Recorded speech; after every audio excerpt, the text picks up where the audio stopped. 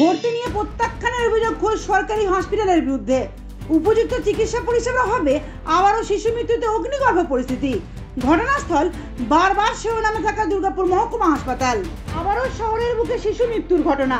দুর্গাপুর মহকুমা হাসপাতাল কর্তৃপক্ষের বিরুদ্ধে গাফিলতির অভিযোগ আবারও প্রকাশ্যে, আর যার জেরেই চরম পরিণতি 3 বছরের শিশু পুত্রের। বললাম ডাক্তারবাবু 5-6 দিন ধরে জ্বর, ডাক্তারবাবু চেক আপ করলাম, বললাম এমার্জেন্সি, বললাম ভর্তি করবো, ভর্তি নিল না, আউটডোরে পাঠালো। আউটডোরে ডাক্তার দেখালাম, সবই ওষুধ দিয়েছে, পেটে বলছে ইনফেকশন হয়েছে, কিছু চেক আপ করেনি। আঙুলে শুধু একটু করে ব্লাড নিয়েছে, তো বলছে কিছু নেই। পেটে ব্যথা ওষুধ দিয়েছে ছেলেটাকে, রাতে পেটে ব্যথা ওষুধ খাইছে, অর্ধেক রাত থেকে পেটে ব্যথা শুরু, পেটে ব্যথা যন্ত্রণা, তো মরে গেছে। মেরে দিলে ছেলেটাকে উল্টো পাল্টা ওষুধ দিয়ে।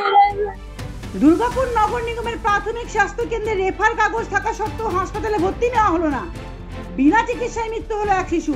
এমনই বিস্ফোরক অভিযোগে শুক্রবার সাত সকালে রণক্ষেত্রের চেহারা নিল দুর্গাপুর মহকুমা হাসপাতাল চত্বর। পুলিশের সামনে চরম বিক্ষোভ মৃত শিশুর পরিবার পরিজনদের। বিশাল পুলিশ বাহিনী পরিস্থিতি সামাল দিতে রীতিমতো হিমশিম খায়। বিধাননগরে নিয়ে এসেছিল, হ্যাঁ ডিএমসি তরফ থেকে এখানে পাঠিয়েছিল এমার্জেন্সিতে দেখাতে। এখানে দেখে নিয়ে এসেছিল, ডাক্তাররা জানি না কি বলেছে, লিখে দিয়েছে ডক্টর ওষুধ। বাড়ি কোথায়? বাড়ি স্যার 1326 রামানুজন। ডক্টর ওষুধ লিখে দিচ্ছে, ওষুধ খাইছে। খাওয়ানোর পর রাতের থেকে খাবার দাবার খেয়েছে, খাওয়ার পর পেটে ব্যথা উঠেছে, মাকে বলেছে মা বাবা পেটে ব্যথা দিচ্ছে।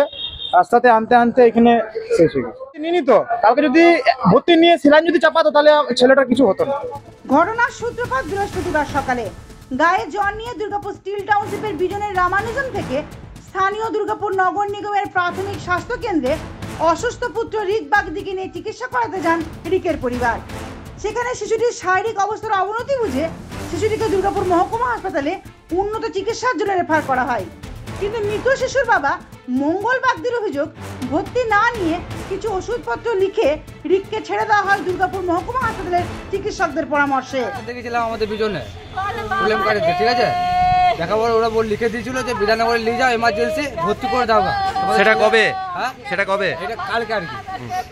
নিয়ে বিধাননগরে আসার পর এরা আমার ছেলেকে ভর্তি লাই নাই, শুধু চিকিৎসা করে ছেড়ে দিয়েছে।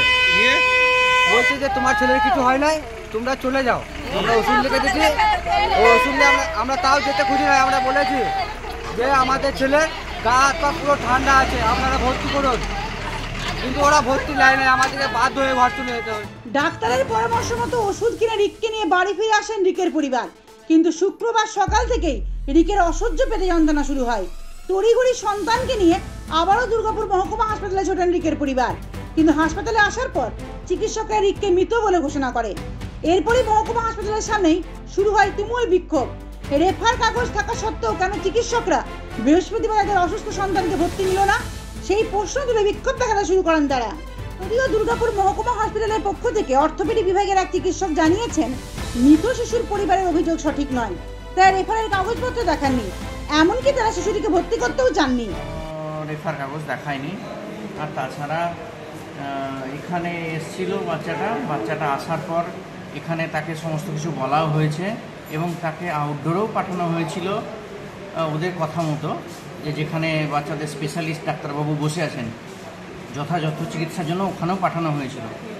তারপর হয়তো ওখানেও বলা হয়েছিল ভর্তির জন্য, সেটা এখন বোঝা যাচ্ছে না।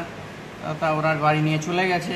তারপর আজকে এসছে, আজকে সকাল 6টায়। আমার ডিপার্টমেন্টের পেশেন্টও না, মানে আমি তো অর্থোপেডিক্স ডিপার্টমেন্ট। কি বললো এসে আপনাদের? আমাকে এসে এনারা বলছেন যে আমরা ভর্তি করতে এনেছিলাম, এখান থেকে ভর্তি করেনি না। কিন্তু আমরা অনেক সময় প্রচুর পেশেন্টের আমি দেখেছি যে আমরা ভর্তি হতে বলি, কিন্তু তারা নিজের ইচ্ছায় কিন্তু ভর্তি হয় না, বারবার বলা সত্ত্বেও কিন্তু ভর্তি হয় না। যখন বিপদ ঘটে যায় তখন তো কিছু করার থাকে না। মর্মান্তিক এই ঘটনায় মর্মাহত শিশুটির পরিবার। শিশু মৃত্যুকে ঘিরে আবারও শুরু হয়েছে রাজনৈতিক চর্চা। দুর্গাপুর থেকে নিজস্ব প্রতিবেদন, সমাজ পরিবর্তনে মানুষ।